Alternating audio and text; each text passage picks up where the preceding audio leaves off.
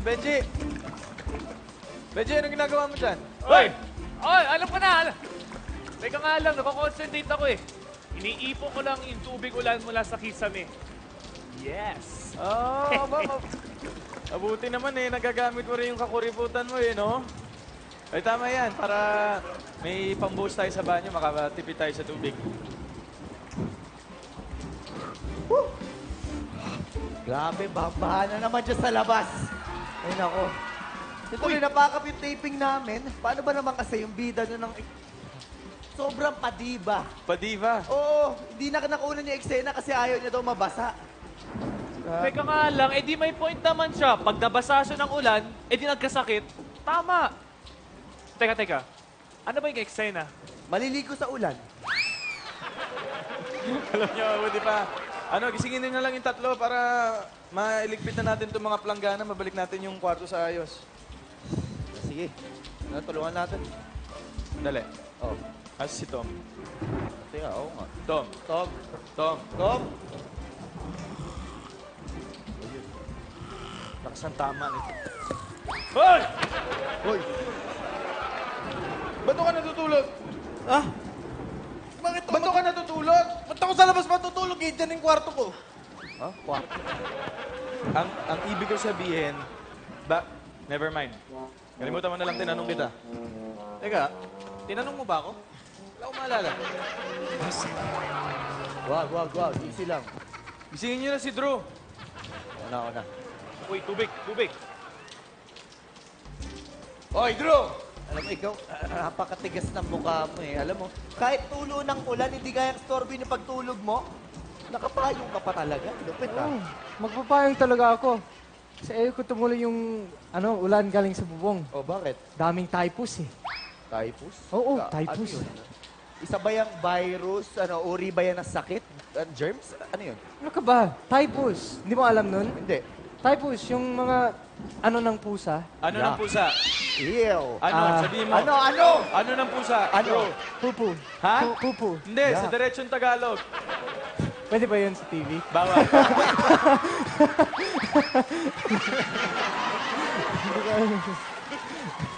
Kadiri ah. Ang baho ng usapan natin.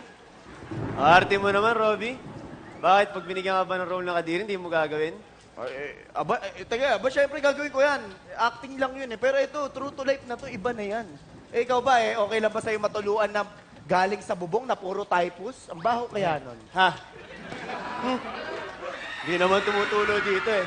Okay lang, hindi naman ako matutuluan. Wala nang tutulo dito sa pwesto ko eh.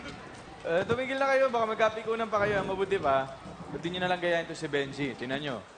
Ginagamit ang utak. Sumasalo ng tubig galing sa bubong. Iniipon.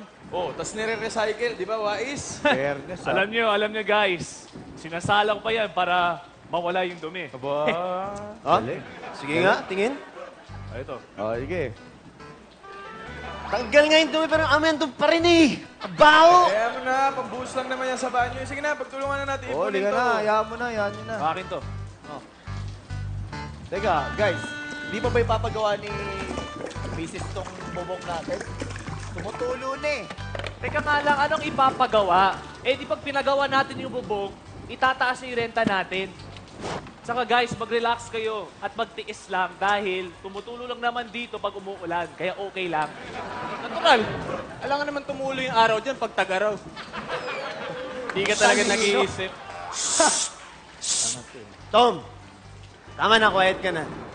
Alam mo, kanina ka pa eh. Tumahimik ka na lang dyan. Ano nang gagawin natin? Titisin na lang ba natin itong tulo? Oo nga. Taon-taon, dumadami yung butas sa bubong. Kaya taon-taon, dumadami yung mga tumutulo dito. At taon-taon, dumadami yung mga pusa sa labas na nag-iiwan ng typhus. Sige. Sige, Tama sige. na. Ganito na lang, magbatuan na lang tayo. Anong gusto nyo? Tumaas ang renta o magtiis tayo sa tulo ng bubong? Magtiis sa sa tulo! tulo! Tulo ng bubong. Isa pa. Okay lang yan, Mark. Pakinabangan naman pala yung mga naipon na tubig eh. Nare-recycle naman pala. Okay lang yan. Kung gusto nyo, lakihin ko na lang yung butas sa bubong para mas madaming tutulo dito. Ayos. Ang talino rin nito eh. Sige, lakihan mo yung butas sa bubong para buong typhus tumulo sa pagmumukha mo.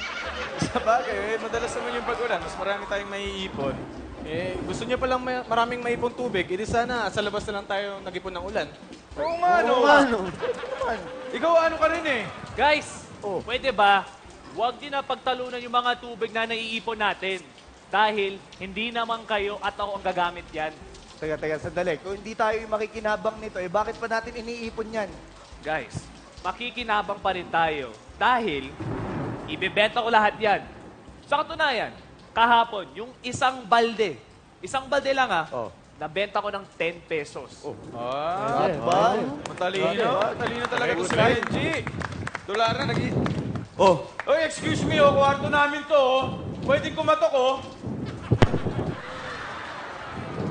Pwede kumatok, basta-basta kayo pumapasok. Di ba privacy? Bastos. Pasok!